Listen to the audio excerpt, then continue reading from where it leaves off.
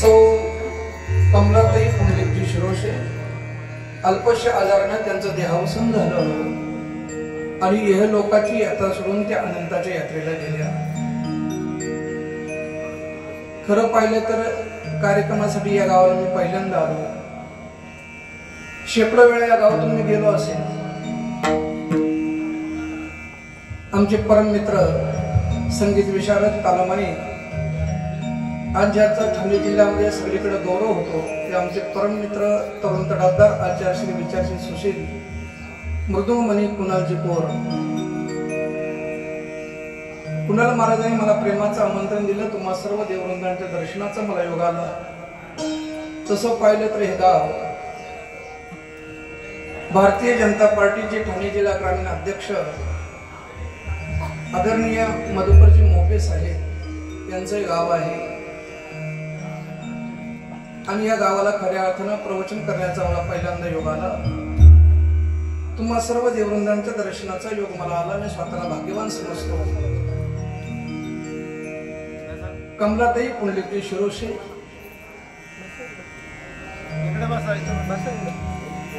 बसून घ्या ना महाराज, जवळ बसले तर काय हरकत नाही। आदरणीय कमलाताई पुंडलिकजी शिरोशे अल्पशा आजाराने त्यांचं देहावसन झालं आणि यह लोकाची यात्रा सोडून त्या अनंताच्या यात्रेला गेल्या। खऱ्या अर्थाने शिरोशी परिवाराला भगवान परमात्म्याने सदा दिली। मी तुम्हाला सुरुवातीला सांगेन, ज्या गावाला माणसं बदलत नाही त्या गावाला पुन्हा जात नाही। आधी बरोबर होत।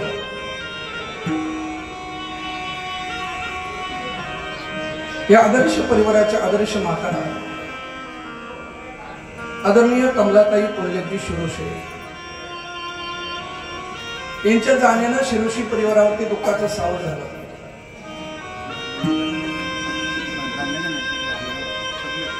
खऱ्या अर्थानं शिरोशी परिवाराला भगवान परमात्मा यावेळेला सदा दिली। आम्ही केली काय चूक देवा दिली आम्हाला सदा।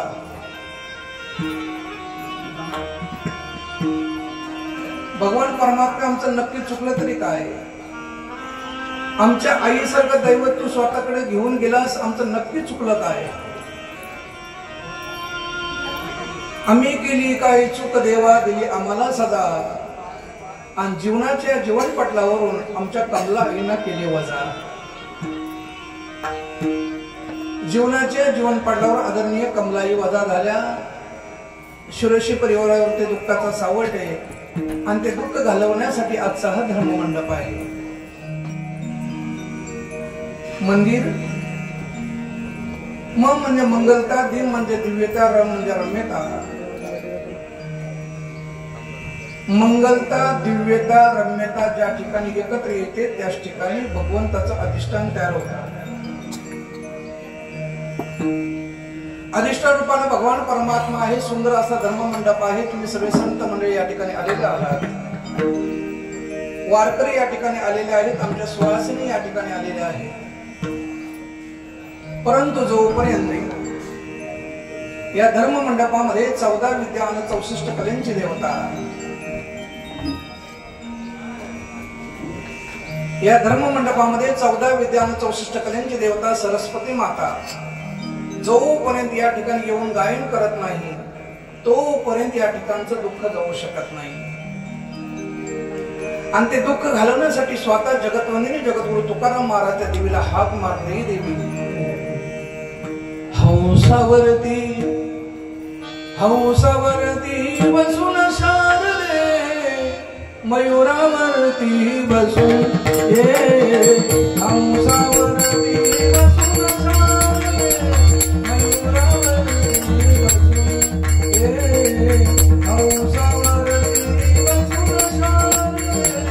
मयूरावरती बसून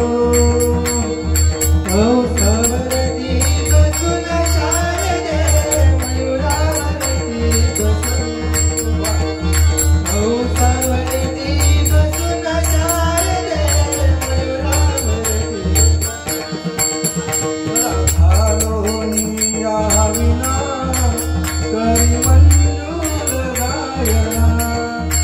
गला घालो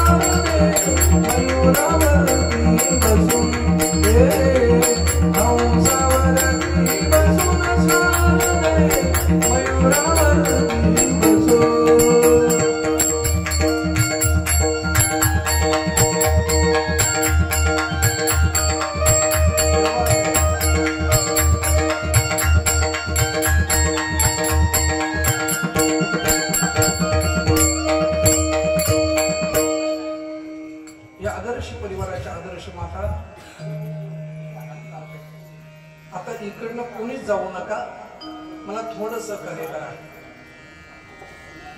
या आदर्श परिवाराच्या आदर्श माता आदरणीय कमलाताई पुंडलिकजी शिरोशे. कमलाताई गेले, अजून पण कोण कोण गेलं महाराज? राम गेला, राम गेला, कृष्ण गेला, ज्ञानोबा गेला, तुकोबा गेला. राम गेला, कृष्ण गेला, ज्ञानोबा गेला, तुकोबा गेला. तुम्ही जाऊ आम्ही जाऊ, मागे कोण न राहती. पीर मर गए, पीर मर गए, पीर मर गए, पैगंबर मर गए जिंदा जोगी. जपी तपी सन्यासी मर गए हकीम रोगी. 9 मर गए, 10 मर गए सहस्र 28.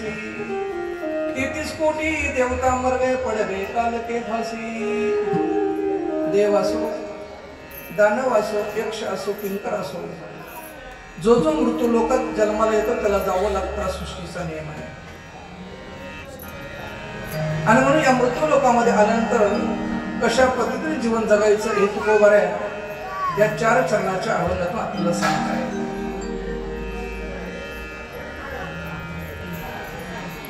खऱ्या अर्थानं तसं पाहिलं तर या मृत्यू लोकात कोणी मरत नाही. ऐकते तुम्ही? तुमच्या गावाला प्रवचन सांगण्यासाठी पहिल्यांदा आलो, तुमच्याकडे माणसं मेल्यानंतर रडतात का? हो, तुम्ही तुमच्या गावाला माणसं मेल्यानंतर रडतात का? माणसं मेल्यानंतर रडायचं नसतं, कारण खालची व्यक्ती जर वरती गेली ना त्याला वरचे विचारतात, तू खालून वरती आल्यानंतर तुझ्या नावाने खालचे एवढे रडायला लागले, हे तू काही त्यांचं घेऊन आलाय काय? मी ही पाहुणा तू ही पाहुणा, आलो या बाजारात, गुरु घरचा खोल पेटारा कर लवकर सवला. या मृत्यू लोकात जो जन्माला येतो त्याला जावं लागतं, सृष्टीचा नियम आहे. किती जगला याला किंमत नाही, कशा पद्धतीने जीवन जगला याला किंमत आहे. आणि म्हणून जगतवंदिनी जगद्गुरु तुकोबा सांगतात, आता तरी पुढे सांगणारे जगतवंदिनी जगद्गुरु तुकाराम महाराज भगवान परमात्म्याची भक्ती करण्याकरता या मृत्यू लोकांमध्ये 6 वेळा अवतार करण्यासाठी आले. पहिल्यांदा तुकोबा या मृत्यू लोकात जन्माला आले, नाव धारण केलं अंबऋषी.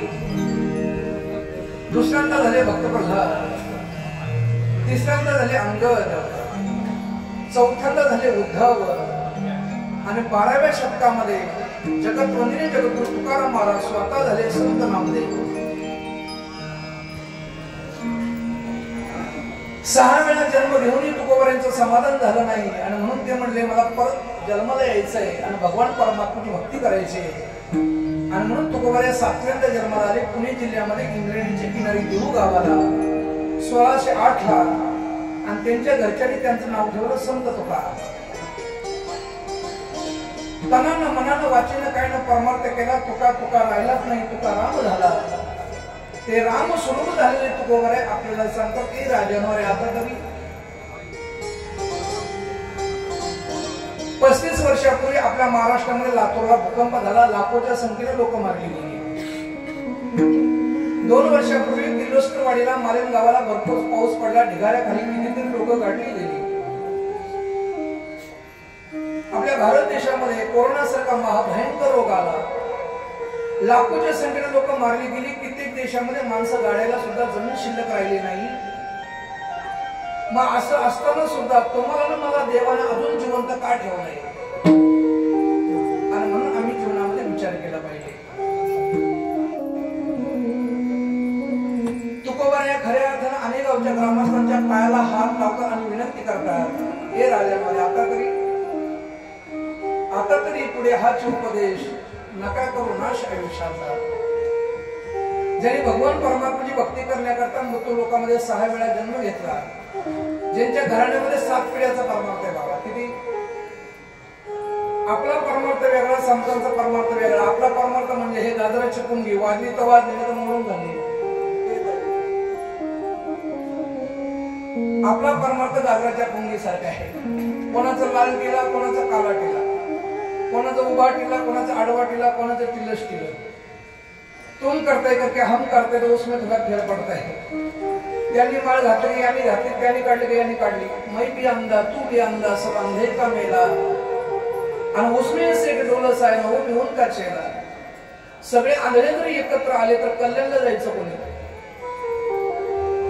आणि म्हणून तुकोबा सांगतात, ज्यांनी 7 अवतारामध्ये भक्ती केली, ज्यांच्या घराण्यामध्ये 7 पिढ्याचा परमार्थ आहे. पहिली भक्ती केली विश्वंभर बुवा, यांच्या पुढे जन्माला आले हरिबुवा, हरिबुवांच्या पुढे जन्माला विठ्ठल बुवा, विठ्ठल बुवांच्या पुढे जन्माला पदोजी बुवा, पदोजी बुवांच्या पुढे जन्माला शंकर बुवा, शंकर बुवांच्या पुढे जन्माला कान्होबा बुवा, कान्होबा बुवांच्या पुढे जन्माला बोलोबा बुवा, आणि बोलोबांच्या पुढे जन्माला तुकाराम बुवा. मी माऊली तुम्हाला सुरुवातीला सांगितलं, मी ज्या गावाला माणसं बदलत नाही मी त्या गावाला जात नाही. मी महाराष्ट्राचे 31 जिल्हे फिरतो आणि मी चेहरा पाहिला का माणूस ओळखतो हे ओरिजिनल आहे का डुप्लिकेट आहे. हे ज्ञानोबारांनी ज्ञानेश्वरीच्या 6व्या अध्यायामध्ये लिहिलं. अनेक गावामध्ये ओरिजिनल सज्जन माणसं किती, कसं ओळखायचं सांगू. तुम्ही ज्या क्षेत्रामध्ये असाल त्या क्षेत्राशी इमानी इतबारे वागा, काबाड कष्ट करा, आणि कष्ट करत असताना हे सुंदर शरीर जे ईश्वराने दिलं ते ईश्वराचं सकाळ संध्याकाळ चिंतन करा. कष्ट करता करता जो भगवंताची भक्ती करतो त्याची इंद्रियांची किस्मत जाते, मनाची घडी बसते, तो जगाला प्रेम देतो, जगाच्या प्रेमात राहतो. त्या नामधारकाच्या, वारकऱ्याच्या, वैष्णवाच्या नाकोर तेज असतं.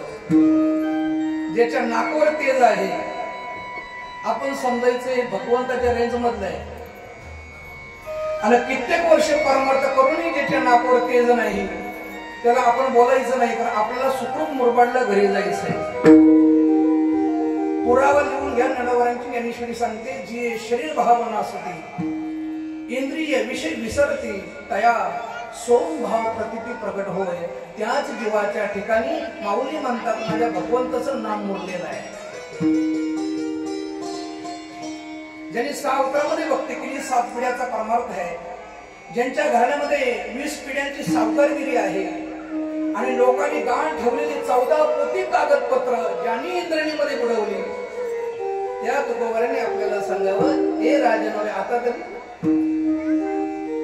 आमच्या मुरबाड तालुक्यामध्ये मिरची खाल्ली ना ताई, हे ताई ताई आई, आमच्या मुरबाड तालुक्यामध्ये मिरची खाली का तिखट लागते, कारलं खाल का कडू लागतं, ऊस खाल का गोड लागतो. तुमच्या तालुक्यात कसं काय?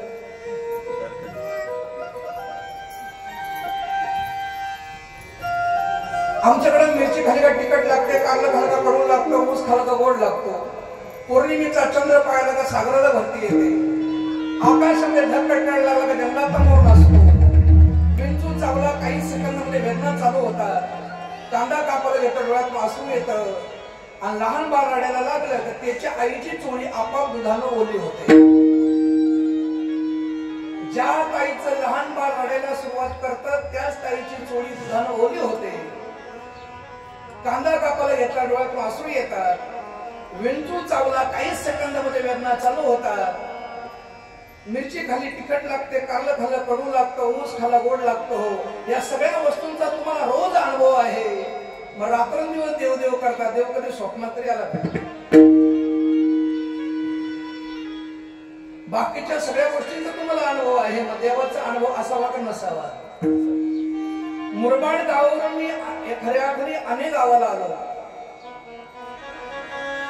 मुरबाड पासून हे गाव किती किलोमीटरच्या अंतरावरती आहे? आवाज कमी कर थोडा. मुरबाड पासून हे गाव किती किलोमीटरच्या अंतरावरती आहे? त्या रोडवरच्या असल्या स्टोन वरती लिहिलंय शिंदे महाराज मुरबाड पासून अनेक गाव अमुक अमुक किलोमीटरच्या अंतरावरती आहे. मी ज्या गाडीने आलो त्या गाडीचं घड्याळ सांगतंय घरातून निघाल्यापासून आपण किती अंतर कापलंय. अहो आपल्या गाडीचं घड्याळ सांगतंय घरातून निघाल्यापासून आपण किती अंतर कापलं आहे. आणि रोडवरचा दगड सांगतो किती शिल्लक आहे. या शहाण्या माणसाला कळावं का कळू नये. रोज देवदेव करतो, मग आपण देवाच्या किती जवळ गेलो आपल्याला कळावं का कळू नये. माझी भाषा कळते तुम्हाला? मला असं वाटतं महाराष्ट्रामध्ये राहणाऱ्या लोकांना मराठी भाषा येते. मला असं वाटतंय महाराष्ट्रामध्ये राहणाऱ्या लोकांना मराठी भाषा येते हे. आणि महाराष्ट्रात राहून जर मराठी येत नसेल तर तो महाराष्ट्र नसून घुसखोर असेल. 42 वर्षाच्या आयुष्यामध्ये तुकोबारांनी एवढा वैराग्य निर्माण केलं आणि आपल्याला सांगितले राजांनो जीवनामध्ये परिवर्तन करा आता तरी पुढे. बरं तुकोबाराय श्रीमंत किती ऐका ना महाराज. तुकोबाराय आपल्यासाठी देवाकडे मागताय. मागणे ते एक तुझ प्रती आहे आणि देशील तरी पाहे पांडुरंगा. हे देवा माझं मागणं एकच आहे, मागणं तुझं नाहीये. पण जे मी मागतोय ना ते तू देशील का मला अगोदर सांग.